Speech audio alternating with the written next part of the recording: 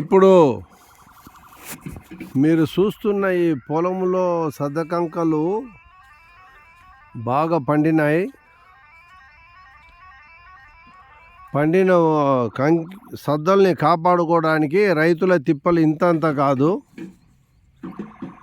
ఈ కొండ ప్రాంతంలో గల పక్షులు ఇవన్నీ ఈ సద్దకంకుల చేన్ల మీద వాలి పండిన కంకులన్నీ తినేసుకుంటా రైతులకు తీవ్ర నష్టాన్ని కలిగిస్తున్నాయి. ఈ పంటని కాపాడుకునే ప్రయత్నంలో రైతుల అగసాట్లు ఇంతంత కాదు. చూడండి, ఇక్కడ ఒక మహిళా రైతు పంటని కాపాడుకునే ప్రయత్నంలో పిట్టల్ని తరిమి కొట్టేదానికి తెల్లవారుజామున 5:30, 6 గంటల నుంచి మొదలు పెడితే 9, 10 గంటల వరకు ఈ పిట్టల్ని తరుముతూ ఉండాలి. మీకు కనపడుతుంది కదా దృశ్యము. ఇంకా డబ్బా కొట్టడమే కాదు, చేతులు నొప్పిలేస్తే తర్వాత నోటితోనే అరుపులు కేకలు వేస్తూ పిట్టల్ని తరుముకుంటూ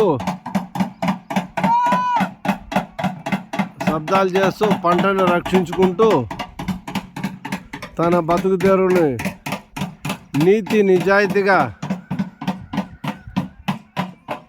కొనసాగిస్తూ జీవితం గడుపుతున్నారు. ఇది రైతుల ఒక దుర్భరమైన పరిస్థితి. తప్పదు, రైతే లేకుంటే ప్రపంచమే లేదు. ఆకలి తీర్చే నాదుడు రైతే.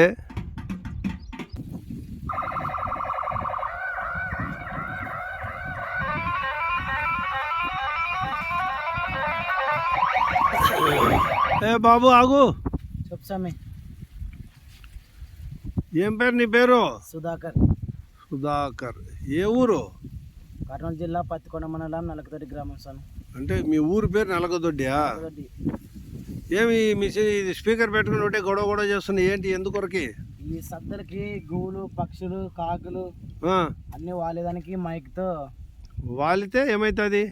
ఈ జొన్న ఈ సద్దులు మొత్తం తింటారు స్వామి.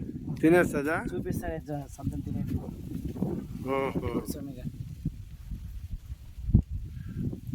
ఎన్ని గంటలకు నుండి ఎన్ని గంటల వరకు మీరు కాపలా ఉంటారు పొలంలో? పొద్దున్న 5కి వస్తే సాయంత్రం 7కి పోతాం స్వామి.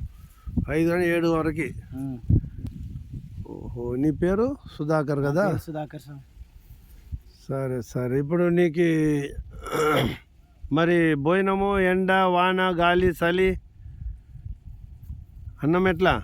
అన్నం క్యారేజ్ తెచ్చుకుంటా స్వామి. సర్ది తెచ్చుకుంటావా? మరి ఎండ వచ్చింది, ఎండకి ఆడ ఉంటావా? నీడ లేదు చుట్టూ ఎక్కడ? అంటే 12 గంటల వరకు ఉంటా స్వామి. 12 గంటల నుంచి గోల్ రావు స్వామి. మరి 3 గంటలకు స్టార్ట్ అవుతాయి. మరి కాకులు వస్తాయంటారు మధ్యాహ్నము? కాకులు వస్తే మధ్యాహ్నం మరి టపాకాయలు తీసుకొని పోయి ఇడిసేసి మరి టపాకాయలు అంటే బాణాలు పేలుస్తారా? అది పేలుస్తారా? పేలిసి మా ఇచ్చేసి మళ్ళీ కూర్చుంటాం సార్. ఇది ఏంది పంచాయతీ? దీన్ని ఏదో స్పీకర్ అది, దాన్ని ఆన్ చేయి. దాని శబ్దం ఎట్టు ఉంటే విందాము.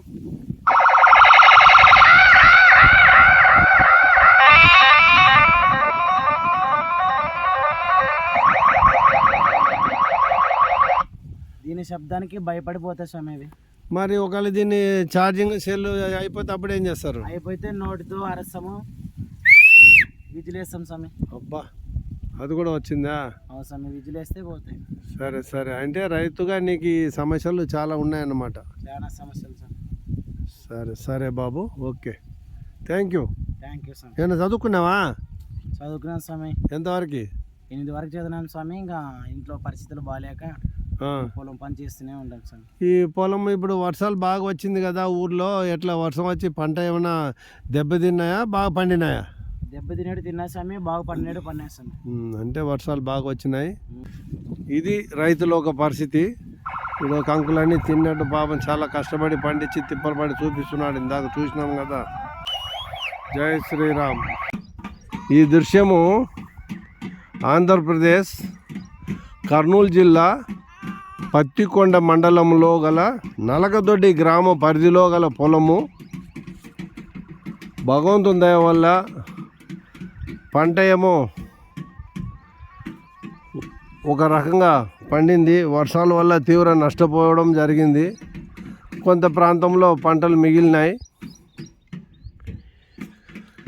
విశ్వానికి సాయం వ్యవసాయము. సాధ్యం కానిది అసాధ్యమైనదని చేసి చూపించేదే సేద్యము. వాటిని సాధించేవాడే రైతు, వాడే అన్నదాత. అన్నదాత పైన దయ ఉంచండి. మీ పరిధిలో ఏ అన్నదాత కనబడినా మీరు అన్నదాతని ఆప్యాయతో ప్రేమతో పలకరిస్తే చాలు. అన్నదాత సుఖీ భవ. జై శ్రీరామ్. భారత్ మాతాకి జై. రైతు భారత్కి జై.